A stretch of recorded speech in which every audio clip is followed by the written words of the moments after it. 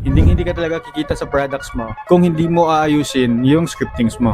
If nahihirapan ka pa rin paano magsimula sa pag-promote ng product mo, then baka makatulong sa'yo tong 5-step guides na ginagawa ko lagi sa scriptings ko. Number 1 is study how to promote your product. Iba-iba kasi ang style ng videos per product. Such as pwede mag-POV, pwede gumawa ng review, pwede gumawa ng demo, pwede gumawa ng tutorials, at kung ano-ano pa.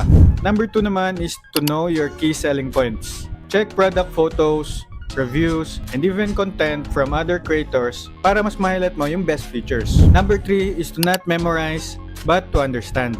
Hindi naman kasi natin kailangan itong i-recite. Dapat alam mo lang talaga ang purpose ng sinasabi mo para natural kung lumalabas ito how you promote your videos. Number 4 naman is to treat your camera like a friend.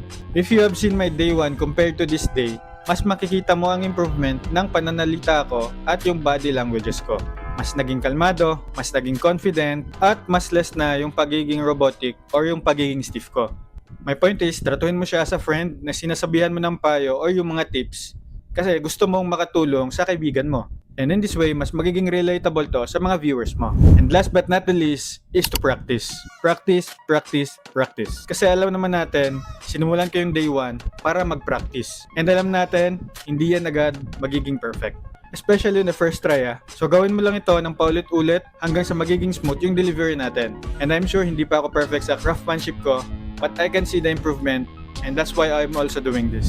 So for me, kailangan natin itong malaman that a good script isn't about perfection, but a connection and your progression. Practice lang tayo consistently, and maybe soon, we'll sell like we're just storytelling. But ikaw ba? Let me know your thoughts dyan sa comment section so that I can see you tomorrow.